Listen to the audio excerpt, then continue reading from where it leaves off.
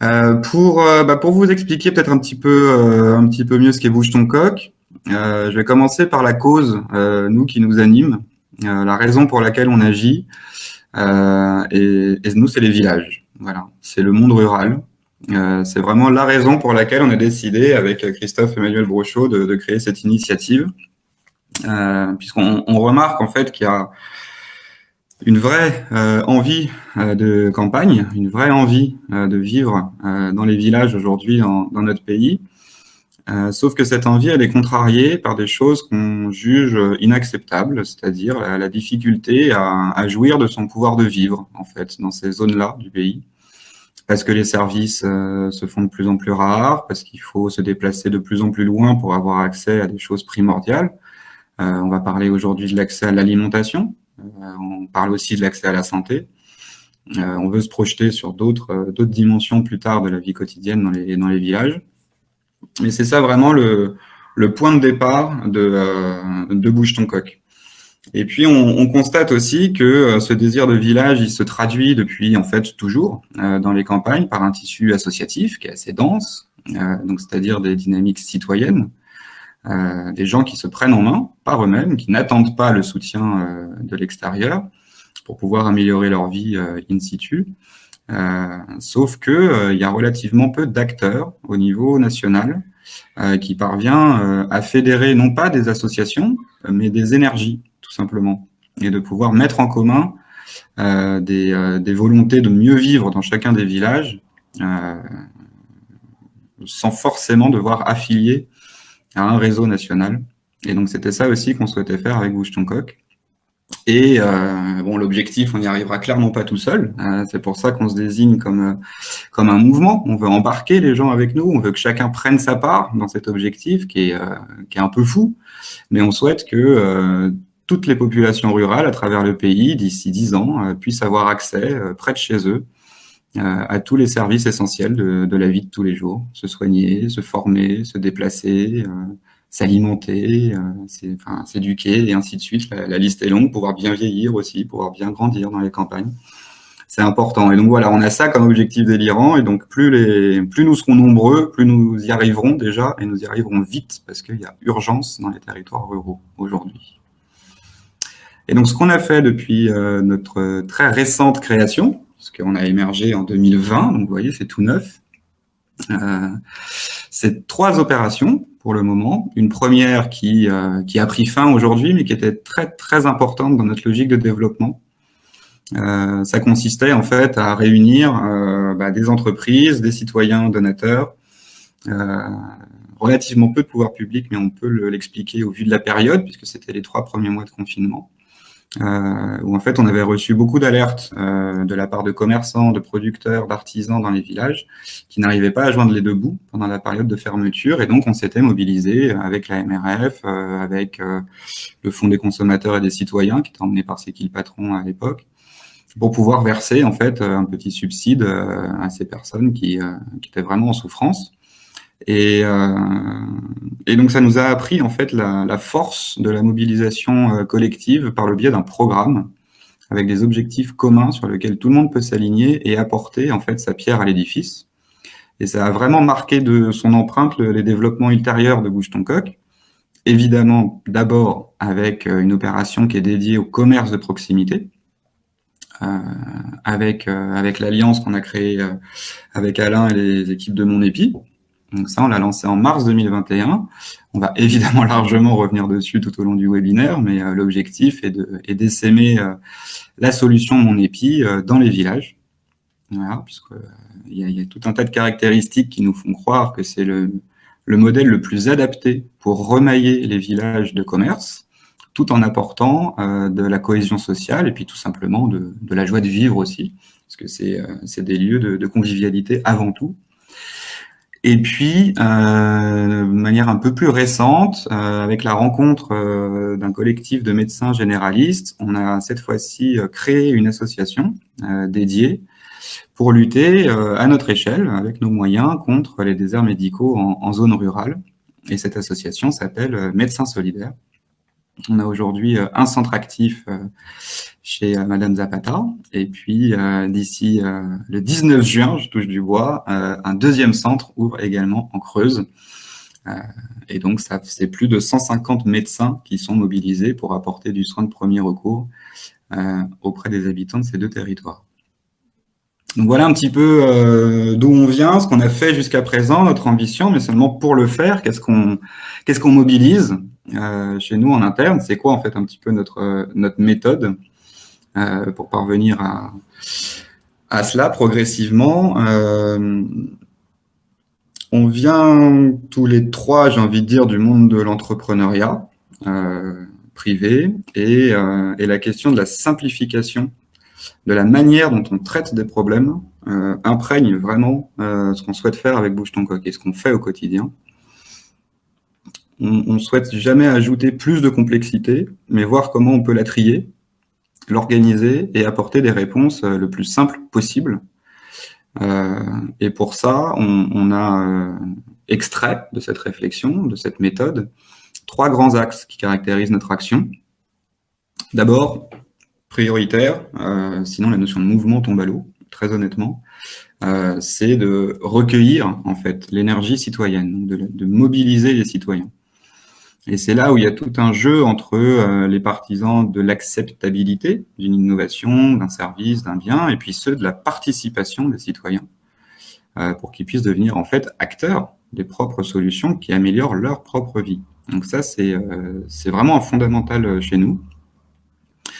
Ça explique évidemment qu'il y a certaines méthodes d'action qui doivent être complètement refondées aussi, puisque on sait bien que les citoyens peuvent beaucoup, mais ils ne peuvent pas tout seuls. Mais c'est aussi le cas des entreprises, c'est aussi le cas des pouvoirs publics. Chacun est très mobilisé, chacun est très concerné, mais c'est très rare qu'ils trouvent le moyen ou les voies et les moyens de travailler ensemble à résoudre une problématique que pourtant chacun éprouve au quotidien et tente d'apporter une réponse.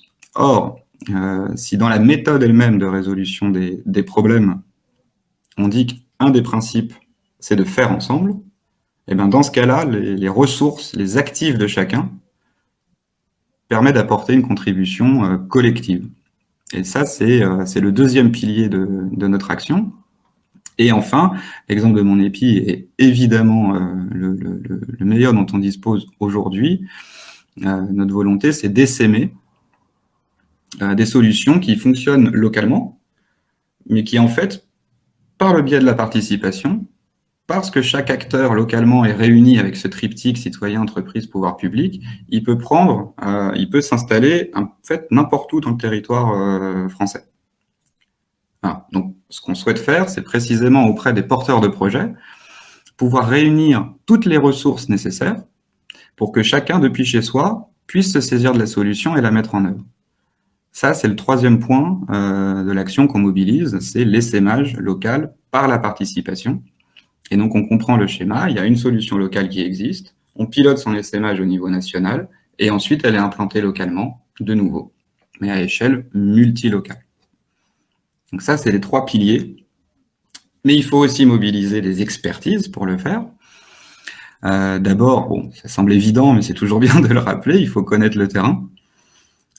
Il faut avoir ces antennes auprès des citoyens et des acteurs locaux, à la fois évidemment pour évaluer les besoins, faire des diagnostics, c'est primordial. Si on veut que les gens participent, il faut savoir aussi pourquoi ils veulent participer et dans quelle mesure ils sont prêts à participer et à quoi. Donc ça, c'est le premier point.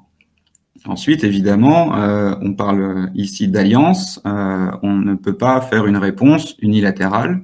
Et il faut aussi que les réponses elles-mêmes aux problèmes qui remontent soient co-construites avec des experts du sujet ou des gens qui ont la capacité d'apporter des ressources pour créer cette réponse commune.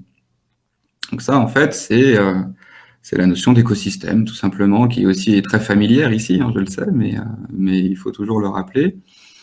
Enfin, mais le positionnement de tiers de confiance, c'est quelque chose qui ressort assez régulièrement dans cette démarche d'alliance et il est primordial, puisqu'en fait, nous, on a un acteur relativement neutre pour les personnes qu'on met en lien. Et on se présente vraiment comme le véhicule de leur rencontre. Et ça permet de dénouer les tensions si elles existent. Ça permet de créer des opportunités lorsque certains ne l'ont pas forcément mesuré. Et donc, en fait, de libérer les énergies. Voilà, comme il y a un élément, on va dire, extérieur aux tissus locaux, comme ils ont longtemps été organisés, et ben d'un coup, il y a une voie qui est ouverte et sur laquelle on peut se réunir. Et ça, c'est vraiment important.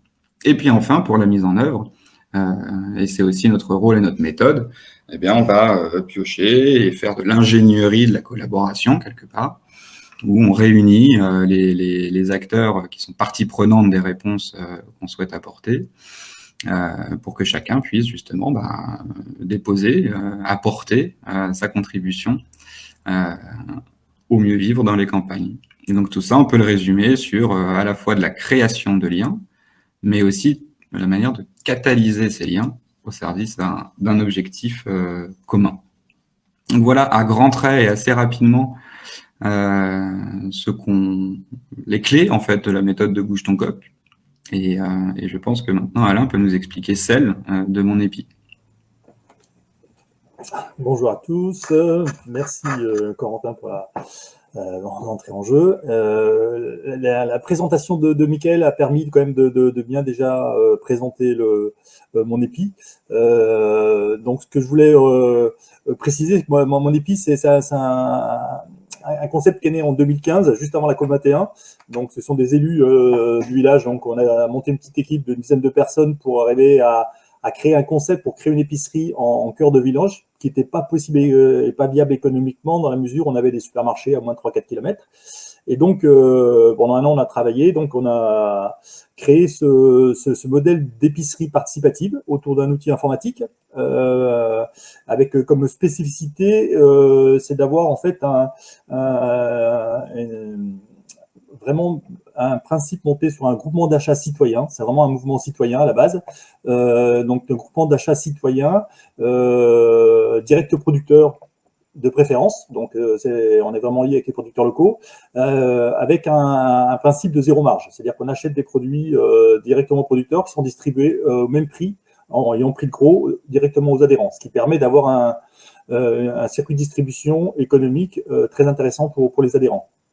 Et pour réussir ça, en fait, quand on a un peu démonté le principe de base, c'est qu'en fait, on a supprimé les investissements et les charges de fonctionnement pour permettre le zéro marge. Donc, et de ça, en fait, découle le système complètement du participatif du concept. En fait, on a un ensemble d'acteurs qui composent le système. Hein. C'est pas simplement une association, c'est pas Mon Épi. Il nous faut la collectivité qui apporte le local, et puis donc qui va permettre ainsi de pouvoir créer en fait l'équivalent d'épicerie sur le village, donc simplement en apportant un local. L'association qui va créer son site et qui va être mis en place et paramétrer les produits. Chaque adhérent qui va donner 2 heures de son temps par mois, donc qui va permettre d'arriver à supprimer le besoin de masse salariale. On a des producteurs qui apportent leurs produits en prix de gros, hein, donc qui participent au fait que ça soit intéressant aussi pour les adhérents. On a des partenaires, notamment comme Bouge ton coq, qui sont là aussi pour faire connaître le modèle et les s'aimer au niveau des villages. Et puis, on a Mon Épi qui est là avec une plateforme informatique qui permet d'avoir un outil suffisamment simple pour qu'on puisse créer une épicerie en quelques clics, et puis après faire fonctionner une association très simplement. Voilà. Et donc, c'est l'ensemble de ces acteurs, en fin de compte, qui composent le concept des épis. On est vraiment sur un principe de commun où chacun apporte quelque chose et chacun en retire quelque chose, mais personne ne concentre l'ensemble des avantages, comme on le trouve en général dans l'économie classique. Donc au départ, c'est la recherche en fait d'un modèle d'épicerie de fonctionnement très simple au niveau du village, qui en fait se découle vers vraiment un système économique, donc avec la spécificité que c'est que l'épicerie a un seuil de rentabilité à 0, c'est-à-dire que vous n'êtes pas obligé de vendre des produits pour que ça fonctionne, quoi qu'il arrive, ça fonctionnera. Donc ce qui nous donne une résilience et une pérennité dans le temps qui est assez exceptionnelle. Et ça, c'est vraiment une spécificité économique qui ne ressort pas immédiatement, mais qui permet d'avoir aujourd'hui des épiceries qui fonctionnent depuis 2015, donc depuis 7 ans, sans aucun problème économique. puisqu'en fait, il n'y a pas de seuil de rentabilité à zéro. Et donc, dès 2017, en fait, on a la création de notre village en 2015, donc ouverture en 2016, la première épi. Très rapidement, on a des villages autour qui ont voulu faire la même chose que nous. Et là, donc, on a décidé de créer une structure pour pouvoir mettre en place un outil qui puisse permettre à tout le monde, toutes les associations, de le faire gratuitement. C'était l'idée de base. Et donc, on a créé en 2017 donc la SAS Mon Épi, sous mode start-up. Donc, c'est un modèle d'entreprise. Aujourd'hui, elle est agréée ESUS, donc entreprise solidaire d'utilité sociale. Et donc, le principe, c'était de développer très rapidement une plateforme qui puisse permettre de se dupliquer à l'infini. Aujourd'hui, on crée des épis chaque semaine. Il y en a plusieurs qui se créent toutes les semaines d'un simple clic. Et donc, de permettre à une association de reprendre le flambeau et de construire sur son village, à son image et en fonction des producteurs locaux, l'épicerie dont elle a besoin. Voilà. Donc, on est vraiment sur un modèle de déploiement qui est assez, qui est très facile et qui n'a pas de limite aujourd'hui. Et donc, voilà. Ça, c'est le point de ligne. Donc, et donc aujourd'hui, donc maintenant, donc en 2017, on a 400 épiceries qui seront créées et près de 150 ouvertes. Donc, on a vraiment sur une dynamique aujourd'hui, grâce à Bouche-en-Coq, au niveau rural, la plupart l'accompagnement de Bouche-en-Coq pour aller faire créer un épi permet des ouvertures quasiment systématiques.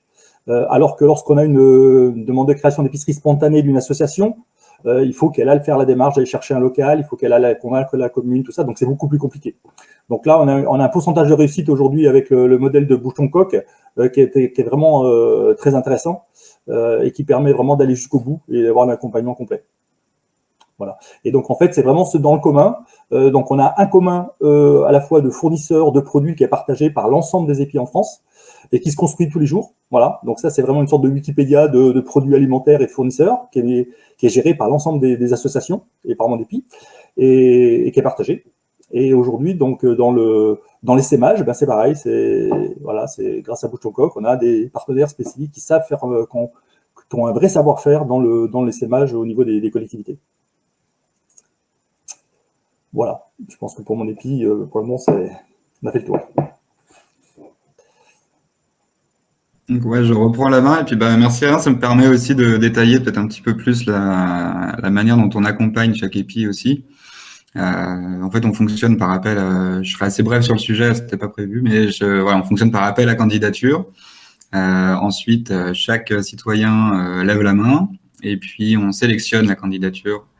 Et ensuite, il y a un accompagnement sur l'évaluation des besoins du village à travers une enquête publique, un accompagnement à la mobilisation des habitants du village à travers une réunion publique dans laquelle on se rend. On est en pleine tournée des villages actuellement, je suis dans la Nièvre ce soir en formation.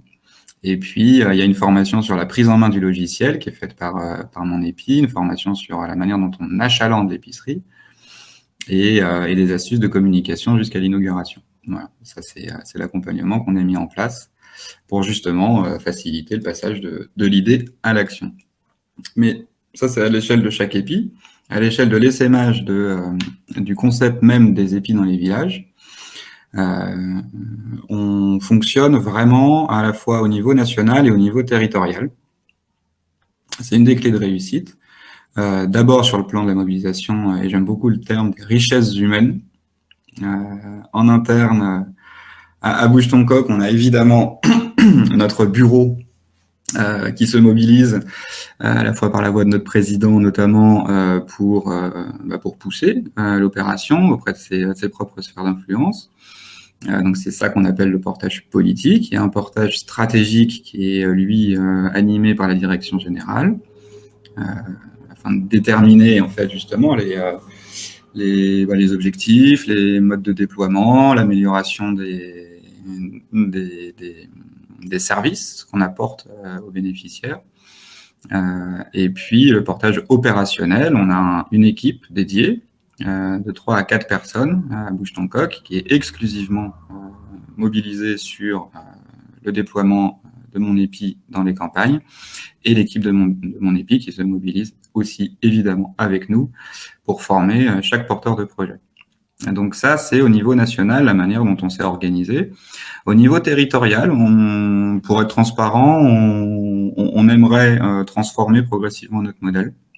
On est en pleine réflexion là-dessus, puisqu'aujourd'hui, ceux qui portent les épis sont évidemment les porteurs de projets, mais on voudrait justement pouvoir, nous, en tant que Bouge ton Coq, se territorialiser, et donc que cet accompagnement puisse se faire beaucoup plus finement, quelque part, à échelle soit départementale ou même de la sous-préfecture, quand même une échelle humaine assez intéressante, et donc qu'on puisse transférer notre savoir-faire à ces représentants locaux. Donc ça, c'est sur la manière dont on articule vraiment en interne le déploiement de mon épi. Sur la partie des financements, et puis sur celle des alliances, vous allez voir que ça se ressemble en fait un peu. Au niveau national et transversal, il y a de l'apport de financement en fonds propres par des financeurs, donc qui, eux, permettent de consolider la structure Bouge ton Coq en tant que telle, et ça a évidemment un impact sur la conduite de l'opération Mon Épi. Et puis vraiment, on flèche aussi des acteurs du financement spécifiquement sur cette opération, notamment la fondation UP, qui nous soutient sur 3 ans, financièrement bien sûr, mais pas que, opérationnellement aussi. Voilà, on réfléchit en ce moment à créer des chèques alimentaires, des choses comme ça. Enfin, voilà, de toute façon, c'est toujours pareil. Dès qu'on s'allie, on fait connaissance, la relation se noue, et puis derrière, tous les horizons sont envisageables. Il y a la Fondation Crédit Mutuel Alliance fédérale qui nous soutient aussi de manière pluriannuelle et à échelle nationale pour conduire cette opération. Donc, merci Djeloul. Et puis la Fondation Bouygues Télécom qui elle aussi intervient à échelle nationale. Et après, au niveau territorial, ce qu'on fait, c'est qu'on agrège des financements publics, donc qui eux sont issus des collectivités, donc les départements, les régions. On mélange ça aussi avec les antennes locales des partenaires nationaux. Je pense évidemment au Crédit Mutuel, au Bouygues Télécom, et puis aussi on fait appel à des réseaux d'entreprises locales, tout simplement, qui eux sont plus alliés sur la notion presque de coup de cœur, quand il n'y a pas de politique de mécénat qui est structurée. Et quand il y en a une, c'est des fondations locales qui financent des épiceries pour leur région. Et on essaye à chaque fois de se faire rencontrer l'ensemble de ces financeurs pour 2 raisons. La première, c'est de montrer que c'est possible de mettre toujours plus, on ne va pas se le cacher, c'est pour faciliter la collecte. Et puis la deuxième, c'est aussi montrer, et on le fait avec les épis aussi de plus en plus, montrer qu'ils ne sont pas seuls à se mobiliser sur cette cause-là, et qui font partie en fait d'une communauté qui est beaucoup plus large, et qui est celle qui se préoccupe du futur de nos villages. Et ça, c'est vraiment quelque chose qu'on va travailler progressivement tout au long de l'année, et essayer de structurer encore davantage pour l'année prochaine. Donc voilà sur la partie financement, et puis enfin sur la partie des alliances et des partenariats, ils sont au cœur en fait de notre méthode d'essaimage. Comme je vous le disais au tout début, on n'arrive jamais à rien faire tout seul, et chacun a quelque chose à apporter à tous. Donc c'est vraiment notre principe de base, et c'est pour ça qu'on a réuni aussi des partenaires non financiers autour de cette opération. Évidemment, Famille Rurale, Fédération Nationale, les maires ruraux de France, puisque c'est quand même une des pierres angulaires des animateurs de la vie locale, les maires ruraux dans les villages, ça va sans dire, et puis aussi un type d'alliance en tant que tel, qui est les pôles de pays, qui eux-mêmes réunissent des acteurs assez différents pour mener des réflexions prospectives, et donc qui nous intéressent aussi à ce titre. Et là encore, rien de très sorcier, cette alliance en fait au niveau national, elle permet d'éditer des conventions, de réaliser des plans d'action communs pour chacun, qui impliquent en fait la mobilisation, mais pas nécessairement la duplication, mais vraiment la mobilisation des acteurs locaux qui font partie de chacun de ces réseaux. Donc on pilote en fait à chaque fois au niveau national, et on favorise la participation, encore une fois, des antennes locales à ce projet commun qui est d'ouvrir 2000 épiceries assez rapidement. Donc voilà comment est-ce qu'on agit de manière un peu plus concrète, après les premiers mots du début, pour essaimer Mon Épi.